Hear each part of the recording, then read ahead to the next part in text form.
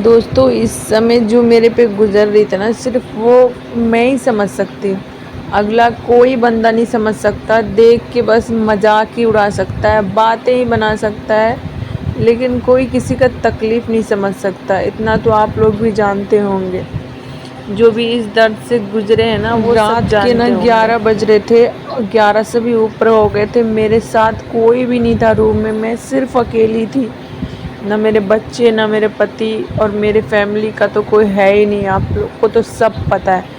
और 11 बजे रात में सारे लोग सो गए थे, गली वाली सबके लोग सो गए थे, और मैं दर्द से परेशान हो रही थी।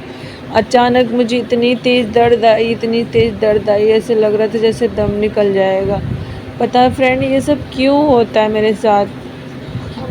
और भी लेडीज़ होते हैं, लेकिन उसके साथ नहीं होता होगा। मेरे साथ ऐसा इसलिए होता है कि मेरी ट्विंस प्रेगनेंसी है। मेरा जो पेट है वो काफ़ी ज़्यादा निकल गया है, और अकेले दिन रात काम करो, उठना बैठना झुकना हर चीज़ करना फ्रेंड। इतनी ज़्यादा दिक्कत है, इतनी ज़्यादा परेशानी।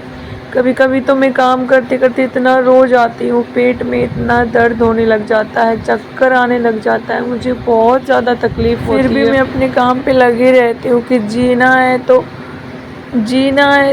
जीना ही पड़ेगा ना। आप चाहे कैसे भी जियो। और अगर फिर जिम्मेदारी बच्चों की हो, बच्चों की देखभाल की हो, तो और भी डिफ़िकल्ट हो जाता है। इस मामले में आप कुछ कर भी तो नहीं सकते।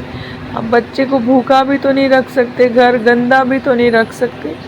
हर कुछ आपको करना ही पड़ेगा, चाहे किसी भी हाल में करो। तो वो ही मेरे साथ होता है, मैं दिन रात ऐसी लगी रहती हूँ। पति भी ऐसा है जिसको कोई फ़र्क नहीं पड़ता मेरे दर्द से, मेरी मुसीबत से। और बच्चे भी ऐसे हैं जो सिर्फ जितना टाइम सोएंगे सिर्फ उतना ही टाइम चैन है, नहीं तो आपको 70 गांठ की पानी पिला देंगे।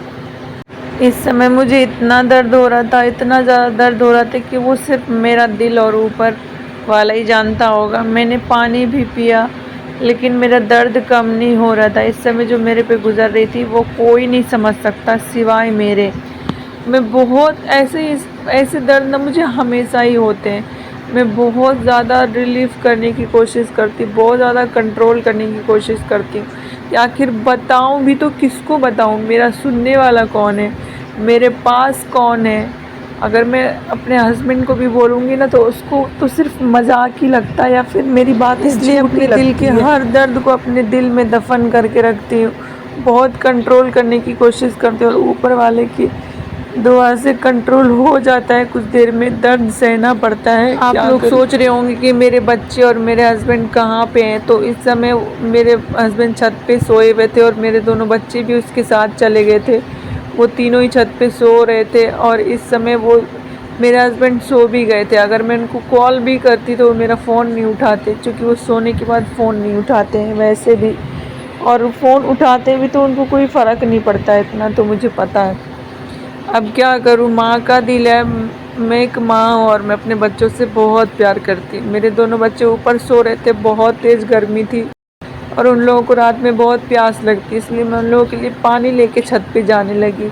इस समय पे मेरा दर्द थोड़ा कंट्रोल हुआ था, थोड़ा सा दर्द कम हो गया था। अगर पानी नहीं देती ना ऊपर में, तो बच्चे नीचे आके रात रात भर पानी पीते हैं, और गिरने विरने का भी बहुत डर लगा रहता है। इस वजह से मजबूरी में मुझे ऊपर जाना पड़ा। तो देखा दोनों बच्चे और वो सो रहे थे।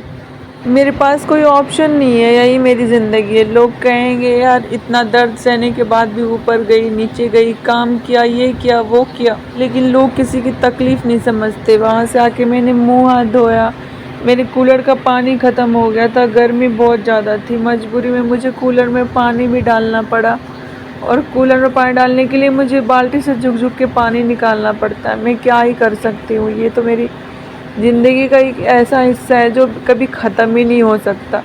इस समय पे थोड़ा सा दूध रखा हुआ था, मैं सोची दूध पी लेती हूँ, कैल्शियम की दवाई मैं सोची ले लेती हूँ, इससे शायद थोड़ी राहत मिल जाए। तो मैंने कैल्शियम की दवाई दूध के साथ पी लिया। अब मुझसे और कुछ नहीं होने वाला था, मैं बस सोना चाहती थी, मैं रिलीफ़ करना चाहती थी। बहुत ज़्यादा मैं परेशान हो गई थी। तो बस मैंने चादर बिछाया, तकिया लगाया, और मैं सोने चली गई, बस ऊपर वाले से दुआ करके कि किसी भी तरह मुझे आँख लग जाए और मेरा दर्द कंट्रोल हो जाए, क्योंकि मैं किसी को बता नहीं सकती, मेरा कोई सुनने वाला नहीं, ना कोई समझने वाला है।